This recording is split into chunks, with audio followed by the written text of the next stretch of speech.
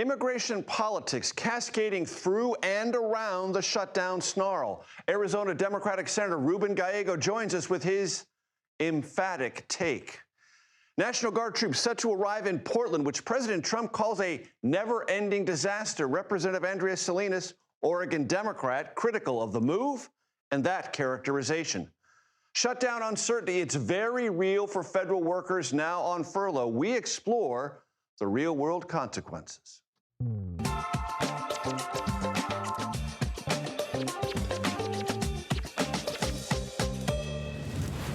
Hello, everyone. I'm Major Garrett in Washington. Welcome to the Takeout. Federal government shutdowns are serious business. The rhetoric around them often unserious. Now, that's not to say the politicos don't mean what they say, but only to observe, as we must, that what partisans in Congress say shifts from shutdown to shutdown, depending largely on which party controls the White House. If you seek consistency, you can only find it in inconsistency. That, ladies and gentlemen, is a shutdown constant.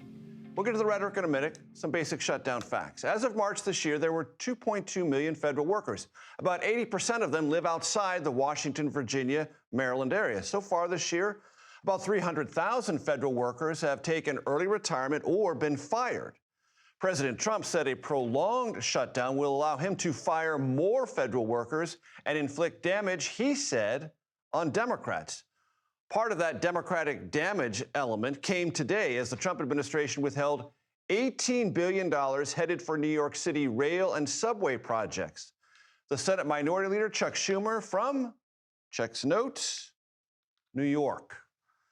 While the shutdown lasts, about 750,000 federal workers will be furloughed and not report to work. Under federal law, they are guaranteed back pay. Essential federal workers, the military, border patrol, air traffic controllers, ICE, other federal law enforcement, must come to work, though they too will not be paid. In prolonged shutdowns past, this work without pay dynamic has led to sick-outs and undercut things like airport security, meaning longer lines, or passport processing, gumming up overseas travel. Overall, there have been 20 lapses in federal government funding since 1976. This is the fourth full-blown shutdown, duration unknown. Republicans want 7 weeks of status quo funding to sort out future spending and, they say, address Democratic demands to extend soon-to-expire Obamacare subsidies. Democrats do not trust, they say, Republicans, and their promises to negotiate later, and say a shutdown is the only mechanism they can use to force action on health care access now. There's also a nasty debate about health care and undocumented immigrants. We'll get to that in a moment. Here, today's cavalcade of shutdown sound. There isn't anything we can do to make this bill any better for them. We literally did not put one single partisan provision in the bill. Chuck Schumer, at the behest of a bunch of liberal, far-left activist groups, has walked his Democrat colleagues into a boxed canyon. There's no way out, folks. Republicans thought that they could barrel us into a shutdown because they didn't want to protect the health care of the American people. Well, now they've seen they can't bully us, they can't barrel us. Federal law prohibits the use of Medicare, Medicaid, the Children's Health Insurance Program, and the Affordable Care Act to provide health insurance in any way, shape, or form to undocumented immigrants, period, full stop. That's the law, and Democrats aren't trying to change that. What we are trying to do is negotiate a bipartisan agreement that actually brings the two parties together and funds the government in a way that improves the quality of life of the American people. Amid these clashing voices, there was a voice kind of compromise, a lone Senate Democratic voice, at least for the moment, using some pretty plain language. It was wrong when the Republicans did this, and now it's the same situation now. It's actually our party that's driving it, and I think that's absolutely the wrong decision. Pennsylvania's John Fetterman keeping it informally real as his brand. We began our coverage this evening with Nicole Killian on Capitol Hill. Nicole, great to see you. Thanks for joining us. Stalemated votes today in the Senate, but lots of floor conversations and at least some lawmakers talking about probing for a compromise and a way out. Yeah, that's right. And that is something that we haven't seen to date. So it really is a sliver of hope right now in the midst of this government shutdown. But we did notice a number of bipartisan senators huddling on the floor today during votes. Now, even though these were procedural votes, once again, to try to advance a bill, two bills actually, to fund the government, both of which failed, these conversations were constructive, according to lawmakers that we talked to. You know, basically, what they discussed, according to several lawmakers who were involved in these talks, is a bit of policy and a bit of process. You know, is there a way to do a short-term continuing resolution, perhaps maybe 45 days, to buy lawmakers more time to work through some of these thornier issues, like Democrats, for instance, have been pushing for this extension of Affordable Care Act subsidies. That being said, you know, Republicans still feel the government needs to be open first before those conversations can be had. But that was the nature of the conversations on the floor today, with, again, both sides saying that they were good. I did talk earlier with Senator Jeanne Shaheen of New Hampshire, who was part of those discussions, to get not only her take on the next steps, but also whether she would consider flipping her vote. She is someone who did not want a government shutdown. She is someone who previously supported a continuing resolution back in March, but so far she has continued to vote against this House-passed bill. So I asked her whether she'd be willing to reconsider her vote. Take a listen. Some of your colleagues did back the CR yesterday, the House passed CR. Is there any scenario where you would support that if there's another vote? I think what we need to do, as I said, is to negotiate here, to come together on how we can address the concerns on both sides of the aisle. We are not that far apart. This is not that difficult to solve. If people would just sit down. Actually, a number of my women colleagues and I have talked about the fact that if the women were in charge, we'd have done this by now. And she is one senator to watch, most notably because some of her colleagues have voted to support the House-passed bill, like Senator Fetterman, Senator Cortez Masto of Nevada, as well as Angus King, who caucuses with the Democrats. So Democratic leaders insist that they will remain strong and not fold, but at the same time, there has to be some type of breakthrough for any type of government funding bill to pass. With the latest on all this from Capitol Hill, Nicole Killian, thank you so much. Arizona Democratic Senator Ruben Gallego joins me now. Senator Gallego, thanks so much for your time. I want to get to the crux of this immigration argument between Democrats in the Congress and the White House and Republicans. They say the changes that Democrats want would reinstate Medicaid dollars for those in the country illegally. In the 2025 tax bill that the president signed, there were prohibitions against people granted refugee status, asylees, and those granted parole to be in this country, meaning the Biden administration allowed certain immigrants into this country. The Trump administration says that was waving a magic wand, and essentially Democrats want to provide taxpayer Medicaid dollars to illegal immigrants. Your response? I don't know what the they're talking about. To be honest, I apologize for swearing. What I really care about is the ACA. 24 million Americans are going to have their premiums increase starting November 1st. It's almost going to nearly double. 100,000 Arizonans are actually going to lose their insurance coverage. If they are so worried about the small population of people that are legally in this country that they determine are somehow illegal, even though they're still illegal, are receiving potentially some of these credits, then give us the wording. I'm willing to work with them to cut them out. Because at the end of the day, 24 million Americans are going to lose their premiums. They're going to end up losing coverage. And, you know, I think they're just trying to come up with any excuse for them to essentially have a reason to increase the premiums on 24 million Americans that are going to double. Starting November 1st, Americans are going to have to look at their open enrollment and make decisions. Am I willing to pay these premium increases because Donald Trump, the Republicans, didn't act, or am I just going to drop my coverage? I'm willing to negotiate to keep them in place, and I don't care what BS reasons are coming up for it. If there's a small population of people that they somehow think are undeserving of some of these tax credits, then come and talk to us. But right now, they're focusing on something that is not real, that doesn't exist, that none of us are actually demanding, and they're just doing this essentially to come up with a very good reason in their minds that's going to, essentially affect 24 million Americans.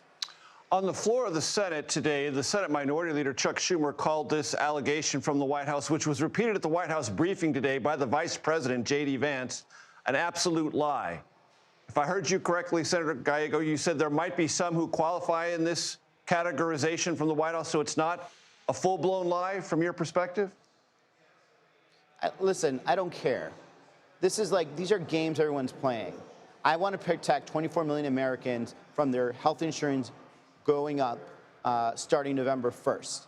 If this administration has some specific weirdo language that they have, that they're trying to exclude some population that they think is undeserving, then they should actually come up with the language to not just throw specious accusations out there. Just get it done.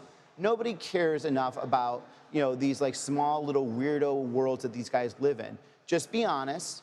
Do you want to keep the 24 million Americans to be able to afford health insurance, or do you want them to not? Because if you want 24 million Americans to be able to afford their health insurance starting November 1st, they come work with us. Because right now they're not. They're just throwing out accusations. Every day it's a different excuse, accusing of immigrants stealing all this money, when at the end of the day we know that's not true. If they feel like there's someone again that feels they should not be covered, then come up with the language, come up with the text, and come talk to us. Because what's going to happen no matter what, on November 1st, 24 million Americans are going to have their health care premiums increased overnight because these guys hate Obamacare that much and believe that Americans are undeserving of affordable health care. Senator Gallego, carefully observant Capitol Hill reporters watched on the Senate floor during the votes today several groups of Republicans and Democrats having side conversations among themselves. I don't know if you were party to them, but there is some sense that there is some dialogue going on about resolving this within the next couple of 3 days. Do you think that's probable? No, it's not probable in the next 3 days, but not because, to give credit to my Republican colleagues, they're saying that's not probable in the next 3 days. It's just an issue of the calendar. We have the Yom Kippur, the Jewish holiday right now, which a lot of our observant senators are going to take time off. We respect that. I was involved and party to a lot of these conversations. We are trying to find a path forward. To be honest, we are trying to find a path forward that allows us to have an open discussion about, again, protecting the 24 million Americans that are going to have their premiums increased November 1st, to make sure and ensure that the Republicans will take care of them and not essentially do an end around and not actually give them the protection that we're asking. And so I'm willing to have conversations with my Republican colleagues. I'm not afraid to have that conversation, and I'm very frank with them, as I tend to be with a lot of people. But I'm willing to negotiate some time, a certain amount of time, but prior to November 1st, obviously, to see if there's something that we can work out with. But the most important thing for me is that 24 million Americans do not see their premiums increase starting November 1st. Frank, as always, with a capital F for my Takeout audience, Ruben Gallego, Senator from Arizona. Thank you for your time. Still to come on the Takeout, we talked to a single mother of two furloughed this morning in the government shutdown. She is obviously caught in the consequences of this political impasse. Her worries about supporting her family going forward. Plus, Zohran Mamdani and Andrew Cuomo released their first campaign commercials. The New York City mayoral rivals tout change versus experience. I wonder who's who. And President Trump's deploying National Guard troops to Portland. Representative Andrea Salinas, her district adjacent to Portland, joins us live. The Takeout returns in 90 seconds.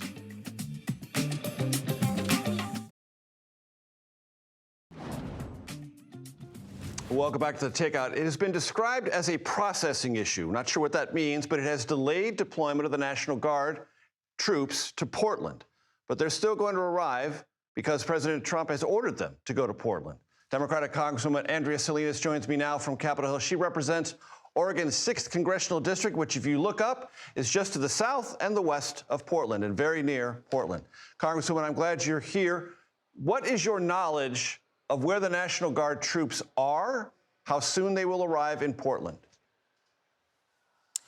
Well, we are challenging President Trump's order to bring in the National Guard So we believe that it could be delayed by a couple of days. And it sounds like the Attorney General has a case that could be heard as early as Friday.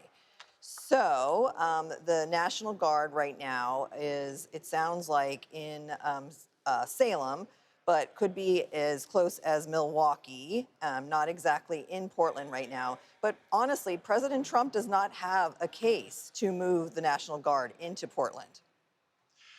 CBS News has reviewed lots of Justice Department federal filings, and it reveals that 8 cases involve assaults against law enforcement outside the ICE facility in Portland. And some of these are rather serious assault cases. And it is on this basis that the administration is saying that there is some form of lawlessness that must be addressed. Do you agree with that sentiment, separate from the National Guard deployment question? The Portland Police Bureau, as well as the Multnomah County Sheriff's Office and the state police, have all testified that they have local law enforcement under control, including that which takes place at the Portland ICE facility in Portland. And so I would assume that those 3 agencies would not lie to the federal government and would attest that they have things under control. And if they were to need help, they would ask for it. And so given that they have assured us, they have assured the governor, they've assured the congressional delegation that they feel comfortable with their own abilities, I feel very comfortable with that. What would be the words you would use to describe, Congresswoman, the conditions around the ICE facility in Portland? I was out there about 2 weeks ago when I visited. I asked for a meeting with folks out there, and it was in the middle of the day, I will admit that.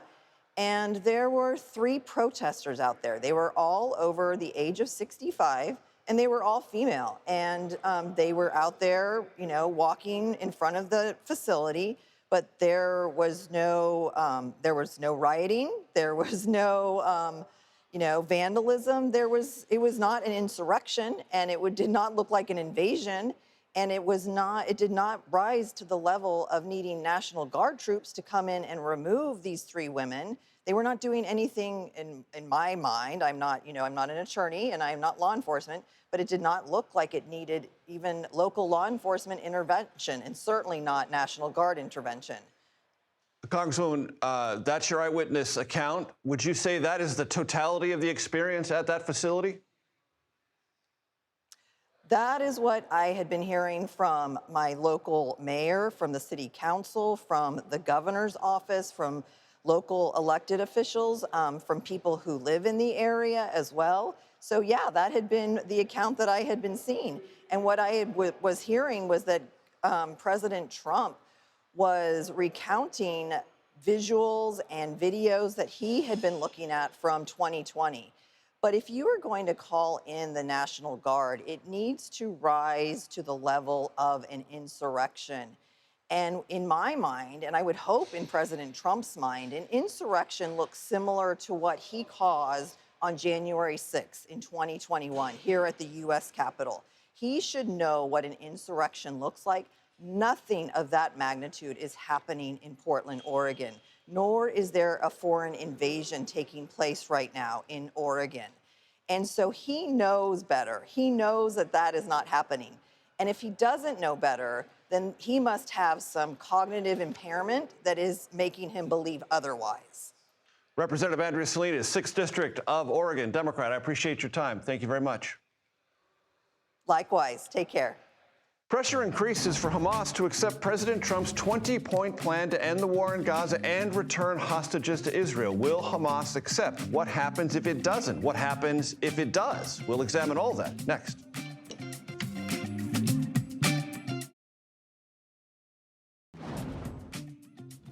Welcome back to The Takeout.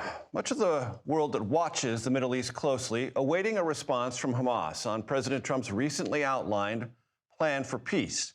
Israeli Prime Minister Benjamin Netanyahu, for reasons we'll explore in a minute, supports this proposal conditionally. But it also comes with this warning from the Prime Minister. This can be done the easy way, or it can be done the hard way, but it will be done.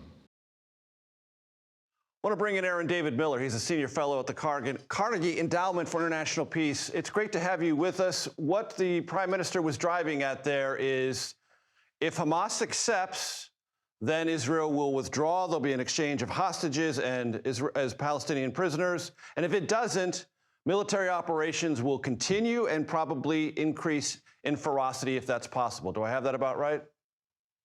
Yeah, I think that's a fair read, Major Garrett. The problem, of course, is that right now this is not a peace plan. It's an ultimatum.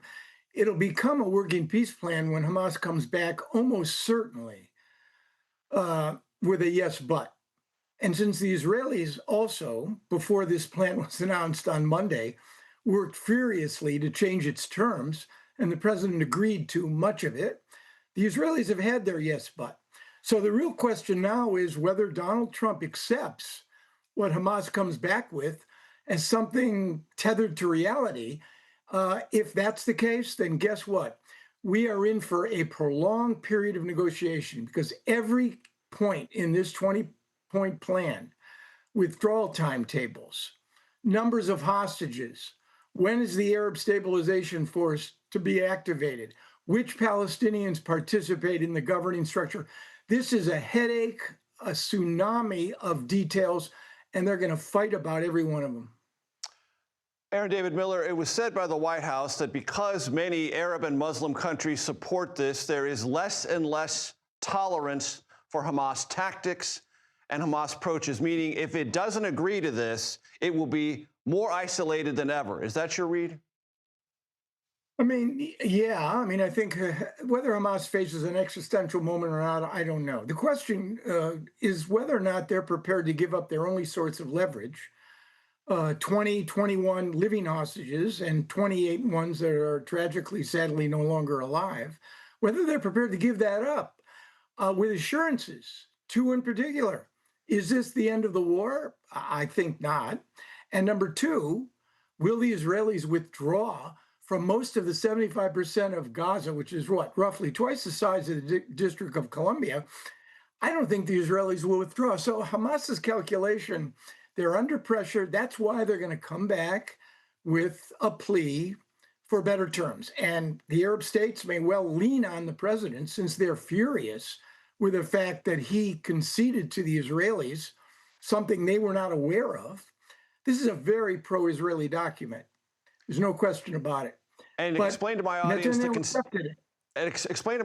concessions the president made that are deferential and were deferential to the prime minister, Benjamin Netanyahu. Well, even without the concessions, it's front-loaded. The first thing is that all of the hostages come back. It concedes an Israeli presence tethered to whether or not Hamas is willing and able, and under what process, to give up, decommission all of their arms, small rockets, RPGs, and essentially it creates a nod to a Palestinian state, but that's more tethered, frankly, Mr. Garrett, to a galaxy far, far away rather than the realities back here on planet Earth. Netanyahu said said yes to this because it's a pro-Israeli document, but he also said no because he's thinking about elections. Government comes to term October 2026. I guarantee you we'll see them probably in the spring. He needs Donald Trump on his side to win. That is the core calculation that the prime minister is making. Aaron David Miller, it's a conversation we will continue to have. I hope you'll join us again. Anytime. Happy to. Thanks so much. ICE officers have been caught on video twice in physical altercations in the last week. Both occurred in New York City. In one, a woman was shoved to the ground. In the other, a photojournalist was injured. Camila Montoya Galvez joins me now. Camila, what do we know about these episodes, and what are those who are concerned and advocating on behalf of immigrants saying, and what is ICE or DHS saying? Hi, Major. The first incident you referenced last week appears to have started when a woman from Ecuador outside of the federal immigration court here in New York City, alongside her daughter, attempted to cling to the woman's husband, whom at that time was trying to resist arrest by federal immigration officials who were attempting to take that man into custody, and they attempted to do so. They separated the family, and ultimately that man, who ICE says was in the U.S. illegally and also has a criminal record, was detained and apprehended and is now in federal custody. After that initial incident, the video shows that the woman attempts to confront one of the officers involved in separating the family. She appears to touch the officer with her hands, and after that, the officer proceeds, Major, to push her quite aggressively to the ground in front of her children, including that daughter that we referenced earlier, and a crowd of journalists and other federal and court officials here in New York City. Initially, the Department of Homeland Security, Major, told us that that officer's conduct and actions were unacceptable and that he would be relieved of his duties, quote unquote, for the time being, pending a full investigation by federal officials. But we were first to report on Monday that that officer has now been reinstated and has been returned to his duties after a preliminary review. We're still trying to gather more facts as to what that review found, Major. And as you underscored, we saw a different altercation this week involving ICE officials pushing a group of reporters and journalists, one of whom had to be hospitalized. The journalists, Major, claim that they were just trying to do their jobs and that ICE's actions there were unjustified and unwarranted, but the Department of Homeland Security is arguing in a statement that the reporters were inhibiting and obstructing ICE's mission in that federal courthouse here in New York City. What is clear, crystal clear, I would say, Major, is that the tensions right now over the president's mass deportation agenda are really high. Very high, with lots of consequences in many different directions. Camila Montoya Galvez, as always, thank you very, very much. Earlier this year, President Trump signed the first law covering digital currency. There's still more crypto legislation. Republicans say they want to get to his desk before this year is done. We'll have details of that coming up.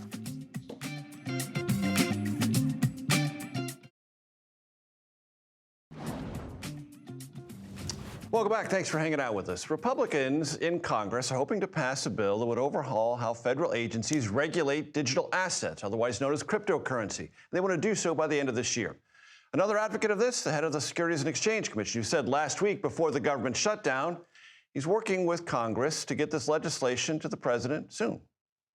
I think it's important that we have a market structure bill, and we are actually helping. We were helping with the House, and now we're helping with the Senate. We want to see this get over the finish line. More than 2 months ago, President Trump signed legislation establishing regulatory framework for the cryptocurrency known as stablecoin. I recently discussed crypto generally and efforts to regulate it with Faryar Shirzad. He's the Chief Policy Officer for the U.S.-based cryptocurrency exchange known as Coinbase. Take a listen. Faryar, thanks for joining me. Look, crypto is a concept that has crossed over. Yeah. What is missing in the regulatory sphere that Congress needs to figure out? So think about 20% of the American people own crypto. So it's a huge sort of dynamic where people have bought into the sector, but we don't have federal rules of the road. And so what Congress is working on right now is what's known as market structure legislation, which essentially designates the role of the SEC and the CFTC to regulate the market. Right. And without that, what's the problem? Without that regulatory structure, what's the problem? What are the risks? Well, right now, companies like ours use a patchwork of rules. So we use some state rules, some federal rules. We try to cobble it all together to create a comprehensive framework for our customers. But what the U.S. needs is what every other market in the world has, which is a consistent federal framework. And I think we're well on our way to getting that. Where's the Trump administration on all this? They came in very strong. They understand the potential the technology has. The president said he wants to make the U.S. crypto capital of the world. And so that starts with Congress on a bipartisan basis passing legislation, and we're having that happen. How much of this bumps up against the other titans in the financial services industry? Because banks have capital, they have capital requirements, and they're also lenders. Crypto is not a lending institution. It is a digital transfer, if I understand it properly. So it's like the internet. The internet allowed us to transfer data. Right. So the way the internet first started is I could send you an email or text, and that was a great innovation, and we were thrilled by it because it simplified sending a letter or other forms of correspondence. And crypto, as a starting point, is that it's a technology that allows you to send value electronically, which is actually and have a digital tracker and fingerprint of it throughout the whole line. Right, and that's the first generation. The second generation is programmability. So the first aspect of crypto is just the efficiency of us being able to send $1 without needing an intermediary to intermediate that transfer. Right. And then the second stage is creating any sort of programmable system where you and I, for example, can set up an escrow account electronically, and when certain conditions are met, my dollar then transfers to you. And you can imagine a multitude of applications, and that's where the real innovation is going. That's where the billions of dollars that people are investing in the crypto sector is building next generation. Is there a zero-sum element to this crypto, financial services, traditional banking? No, we envision that it's going to be an all of the above dynamic going forward. I know some of the banks are nervous about. They're afraid that some of the deposits will be pulled out and go to crypto. They say that. There's no evidence to prove it. In fact, we commissioned a study to look at the impact on community banks, which was a particularly politically salient issue when the stablecoin bill went through the Genius Act. There's zero correlation between stablecoin growth and community bank deposits. The banks have been going around saying that there's some threat to them from stablecoin adoption. They've produced no evidence to show that.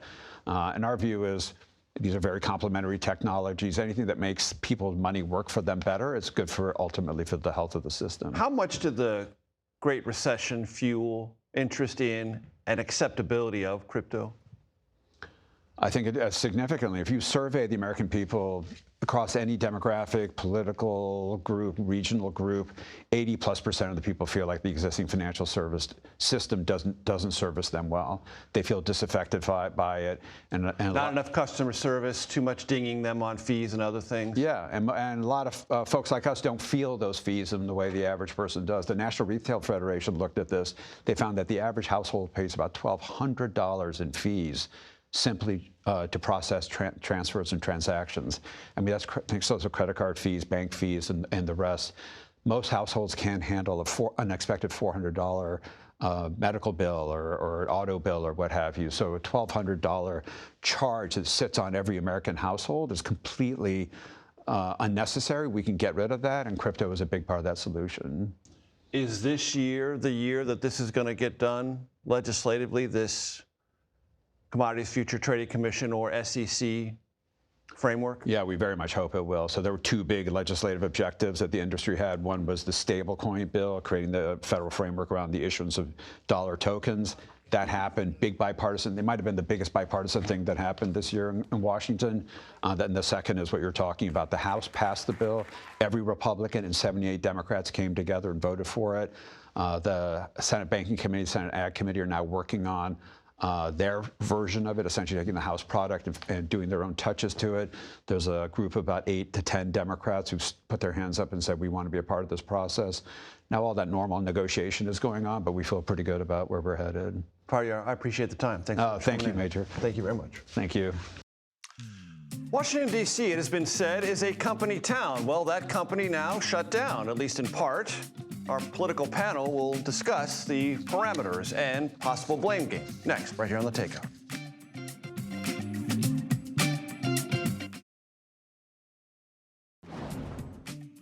Welcome back. Joining me at the family table, our political panel. Roll the prompter, folks. There we go. Kendra Barkon-Lammy formerly served as press secretary to then Vice President Joe Biden. Leslie Sanchez, you know her well, CBS News political analyst and Republican strategist. Okay, let's gnaw over the shutdown bone briefly. Kendra, who's winning?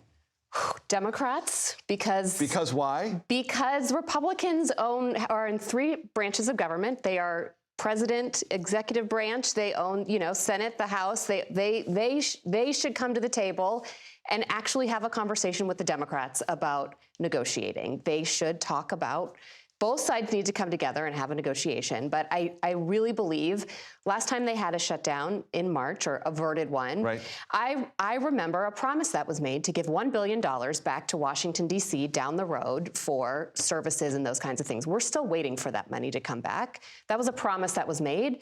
And it wasn't, they haven't delivered on it. And so I think Democrats are a little bit leery of making a promise. They don't trust Republicans. No, of course they don't trust them. And they don't trust them in the appropriations process because of the efforts with pocket rescissions and other mechanisms the administration has used to claw back things that Congress had already approved and a previous president already signed into law. That's right. And at the end of the day, this is about 24 million Americans' health insurance going up on November 1st. Leslie?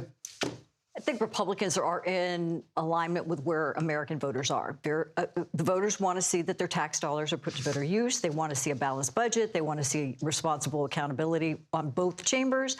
And as much as the Democrats are trying to say it's this 24 million, the Medicaid thing, Republicans keep talking about the fact it's undocumented immigrants getting Medicaid, access to services that they shouldn't get. The president's railing on that. The entire press corps is talking about that. And that's where they feel that they've got some wins. They've got the support of most American voters.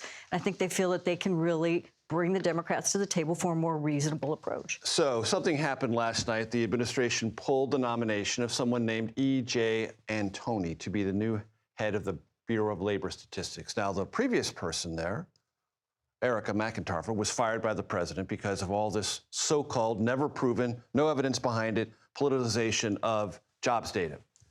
And they said this person is the perfect candidate. Well, they was pulled because, why, Leslie? Senate Republicans wouldn't confirm. No, they wouldn't confirm. They found some things that he had another X account and was tweeting things that were not favorable, and they felt that were out of bounds. And I think a lot of our kind of more moderate Republican senators didn't even want to meet with him, so they could see the writing on the wall. And the White House knows when it's going to lose, and it tries to make that loss appear as insignificant as possible. Yeah, no. Bury it. React quickly. Remove the nomination. Kendra? And he's talking about putting a new nominee up right away. They always do. I think the interesting part is with this shutdown, you're not going to get those numbers anyways, right? So we're not going to know exactly what those numbers are, but I will tell you that the numbers that we are seeing as being readjusted already is not great for Trump. The numbers of jobs that are created continues to go down, which is why you're continuing to see these prices rise, which is what Americans voted for to begin with. We can be fairly accused on this program of being needlessly obsessive about the New York City mayor's race. I plead guilty. But their TV ads, let's roll them. First, Zoran Mamdani. Second, Andrew Cuomo. I used to love New York. But now, it's just where I live. New York votes for change. A stunning upset. Queens Assemblyman Mamdani struck a chord with a campaign centered on the high cost of living. We're going to make this city one working people can love.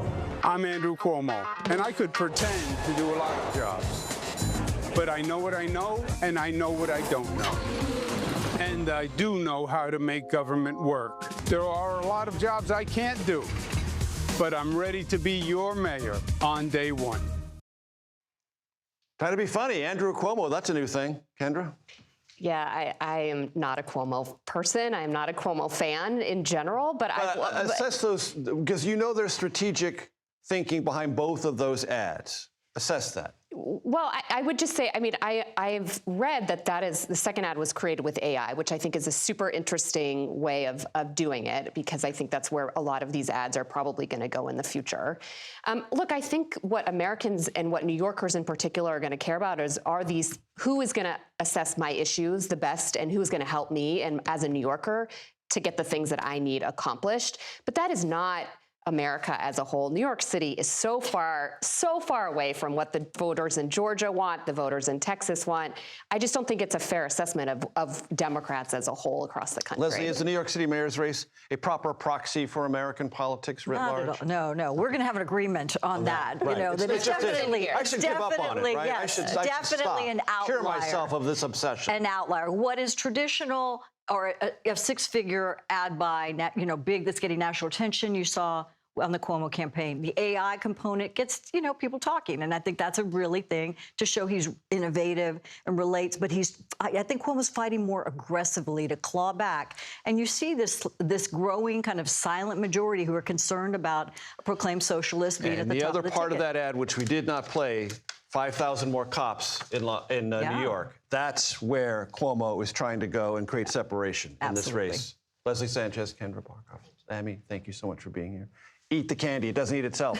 Over on one, guy? On one. Here we go. Next, an FDA microbiologist who was furloughed this very morning due to the government shutdown joins me. Talk about all the things she's facing. Stay with us.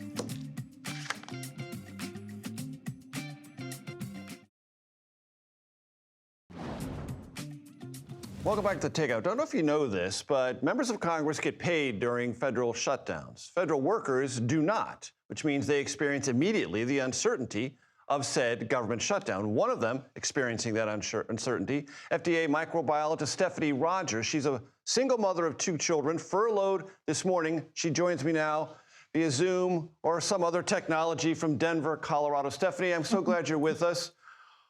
Tell me what it's been like today and what you're thinking about going forward as a furloughed federal worker.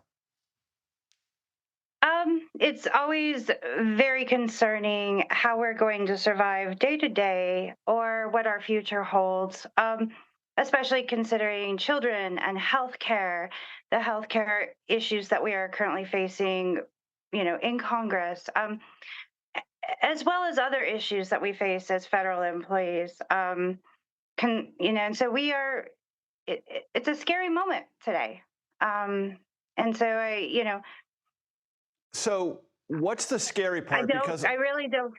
Under federal law, you're going to get back pay, however long the shutdown lasts. Is that comforting in any way? Well, there are other considerations given that our CBA that covers most of our employees covered under NTEU, which is for Federal or Food and Drug Administration.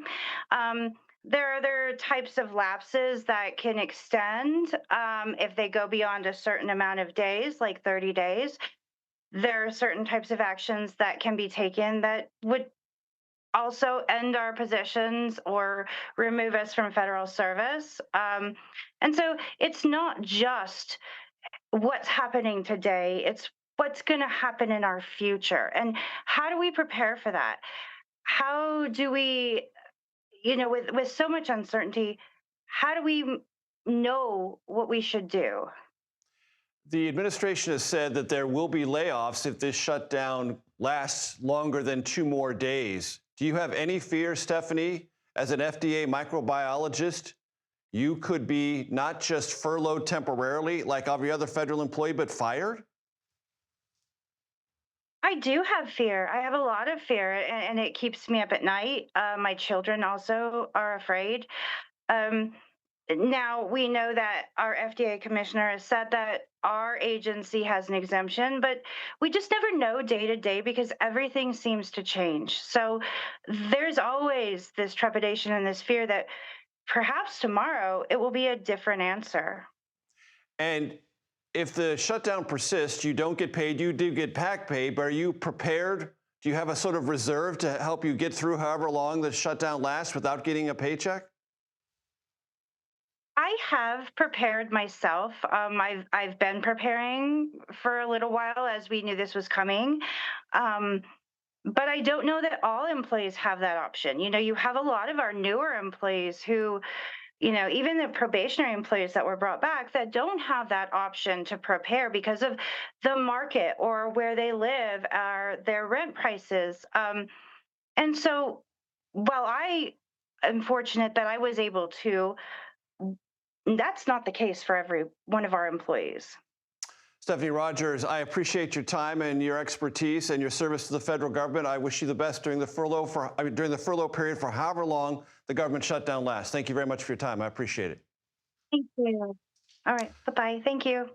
Sure. Happy Wednesday, everyone. This is The Takeout. You know what we are. Just a quick reminder, relentlessly curious, reliably civil, occasionally clever. The Daily Report starts right now.